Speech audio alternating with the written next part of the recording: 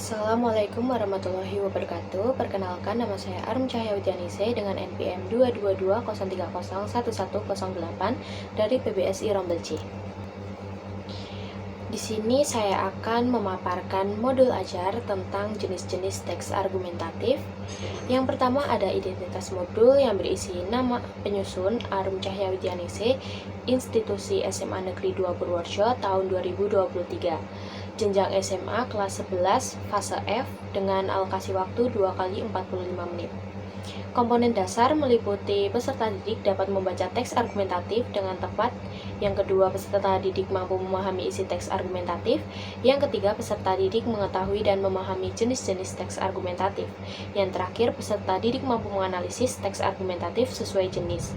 Jadi, di sini peserta didik diminta untuk membaca dahulu teks argumentatif dan memahami isinya. Lalu peserta didik diminta untuk menentukan jenis teks argumentatif tersebut dan menganalisis sesuai jenisnya. Domain mapelnya ada membaca, memahami, dan menganalisis. Profil pelajaran Pancasilanya yaitu bernalar kritis, jadi peserta didik mampu memahami dan menganalisis isi teks argumentatif sesuai jenisnya. Yang kedua, mandiri, jadi peserta didik mampu secara mandiri menentukan jenis teks argumentatif.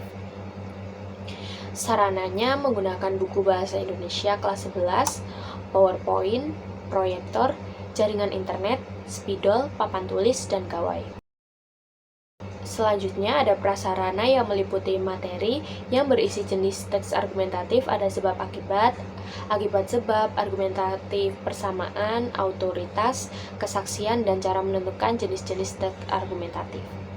Selanjutnya metode yang berisi mengamati, diskusi, menulis, menganalisis, dan penugasan.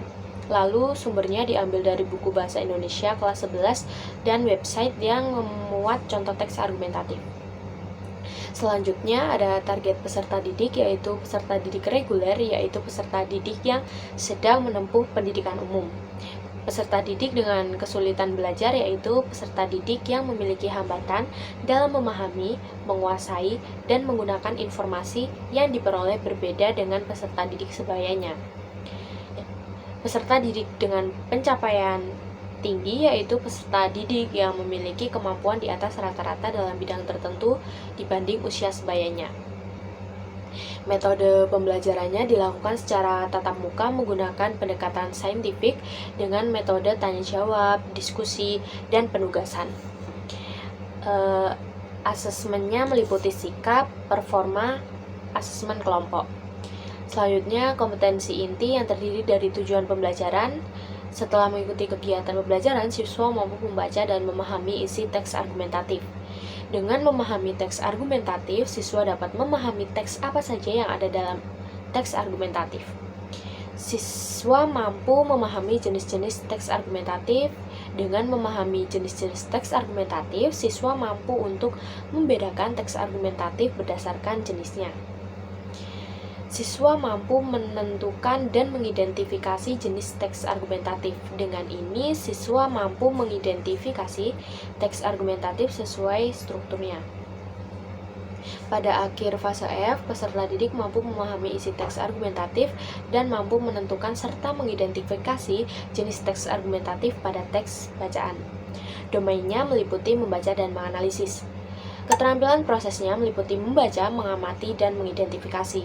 Selanjutnya, pemahaman bermakna, yaitu peserta didik memiliki pemahaman dan pengetahuan terhadap jenis-jenis teks argumentatif. Peserta didik memiliki kemampuan untuk mengidentifikasi jenis-jenis teks argumentatif. Selanjutnya, terdapat pertanyaan pemantik. Yang pertama, apakah ada pengajaran yang dapat diambil dari pembelajaran hari ini? Yang kedua, sikap apa yang perlu ditunjukkan saat proses pembelajaran di kelas? Selanjutnya, persiapan pembelajaran. Yang pertama, guru menyiapkan materi yang akan diberikan kepada peserta didik. Kedua, guru menyiapkan daftar presensi peserta didik. Ketiga, menyiapkan LKPD. Yang selanjutnya ada kegiatan pembelajaran. Yang pertama, pendahuluan untuk 15 menit dan guru memasuki ruang kelas lalu mengucapkan salam. Lalu guru memimpin berdoa sesuai dengan kepercayaan masing-masing. peserta didik. Lalu guru memeriksa kehadiran peserta didik, lalu guru menyampaikan cakupan materi yang akan dipelajari, lalu guru memberikan motivasi kepada peserta didik. Selanjutnya, kegiatan inti yaitu guru menjelaskan materi yang akan dipelajari. Di sini materi yang akan dipelajari mengenai jenis-jenis teks argumentatif, lalu guru memberikan pemahaman mengenai jenis-jenis teks argumentatif tersebut. Lalu guru juga memberikan beberapa contoh penentuan jenis-jenis teks argumentatif dalam suatu bacaan. Hal ini dilakukan agar peserta didik memahami lebih dalam tentang jenis-jenis teks argumentatif dalam suatu bacaan. Lalu guru meminta peserta didik untuk membaca teks argumentatif yang sudah disajikan. Lalu guru meminta siswa untuk mengerjakan LKPD mengenai identifikasi jenis-jenis teks argumentatif. Yang terakhir, guru meminta peserta didik untuk mengoreksi pekerjaan teman yang lain. Hal ini dilakukan agar peserta didik juga belajar lebih banyak lagi dari kesalahan-kesalahan temannya. Kegiatan penutup 10 menit. Guru dan peserta didik menyimpulkan materi yang dipelajari hari ini. Lalu guru menyampaikan tugas untuk pertemuan selanjutnya, dan guru mengakhiri kelas dengan mengucapkan salam dan mulai meninggalkan kelas.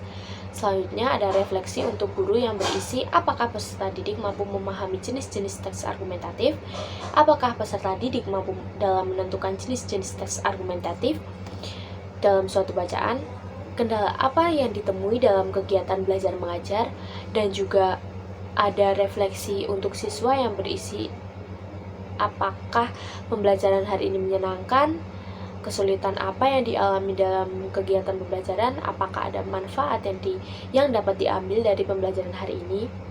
Lalu selanjutnya ada lampiran yang berisi bahan bacaan guru dan peserta didik mengenai jenis-jenis teks argumentatif, bagaimana cara menentukannya, dan contoh teks argumentatifnya. Selanjutnya ada glosarium. Glosarium itu adalah terdiri dari argumentatif, yang kedua autoritas, yang ketiga identifikasi, yang keempat logis, yang kelima objektif, yang keenam relevan. Selanjutnya ada daftar pustaka yang berisi buku cerdas-cergas berbahasa dan bersastra Indonesia dan link sumber terkait. Lalu yang terakhir ada lembar LKPD untuk peserta didik melakukan latihan penulisan teks argumentatif. Sekian presentasi dari saya, kurang lebihnya mohon dimaafkan. Wassalamualaikum warahmatullahi wabarakatuh.